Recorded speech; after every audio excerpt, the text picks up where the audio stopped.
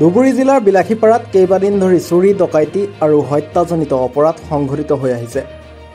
সম্প্ৰতি তেনে সময়তে এগৰাকী মহিলাই অটৰে বিলাসীপাৰা পুৰণি বজাৰৰ পৰা নিজা ঘৰলৈ উভতাৰ পথত ৰুখাঘাটত দুটা চিলনী চোৰে বাইকেৰে আহি মহিলাগৰাকীৰ ডিঙিত থকা সোণৰ চেইনডাল থাপ মাৰি লৈ উধাও হয়।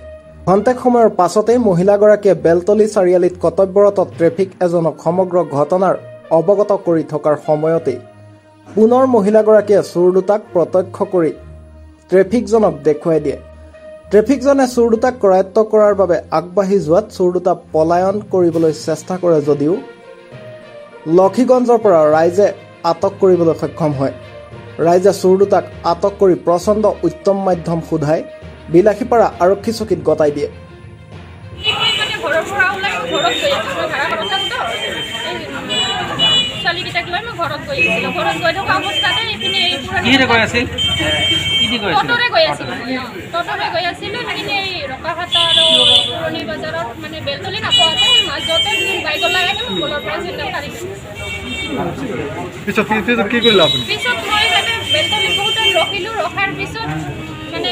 ট্ৰাফিক আছিল ট্ৰাফিকৰ পিছা কৰিলে মই মানে আইডিয়া নাপালোঁ কোনফালে গ'ল চবটো বহুত টাইম ৰখিলোঁ আধা ঘণ্টামান ৰখিলোঁ। মোৰ হাজবেণ্ডো নাই আজি ঘৰত সোমাই দিয়ক গৈছে, সিও ফোন কৰি আছে লক্ষীগঞ্জ থানাত ফোন কৰি আছে, বিলাসীপাৰা থানাত ফোন কৰি আছে।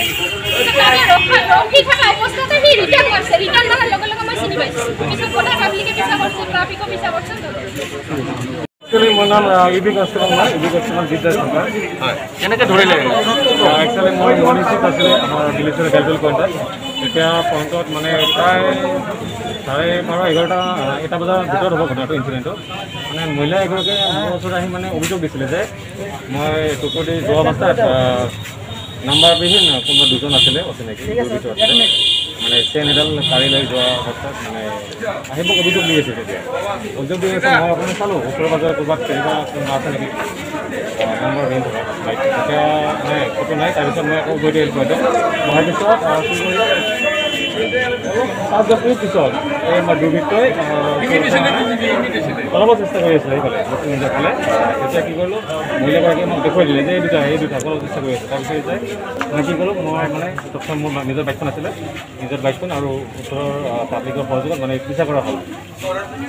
পিছা কৰি সেইফালে আমাৰ লক্ষীগঞ্জ উটমাৰী পাছপৰ মানে এখন গাঁৱৰ ফালে সোমাই দিছিলে মানে মেইন লাইনৰ পৰা। জানিব পৰা মতে চোৰ দুটা ক্ৰমে গোৱালপাৰা জিলাৰ লক্ষীপুৰৰ ৰেজাক আলী আৰু বঙাইগাঁও জিলাৰ ভবলাগুৰি গাঁৱৰ ছানিদুল ইছলাম বুলি চিনাক্ত কৰা হৈছে। বৰ্তমান চোৰ দুটাক বিলাসীপাৰা আৰক্ষীৰ জিম্মাত ৰাখিছে বুলি জানিব পৰা গৈছে। বিলাসীপাৰাৰ পৰা Hasen Ali report, time Luke.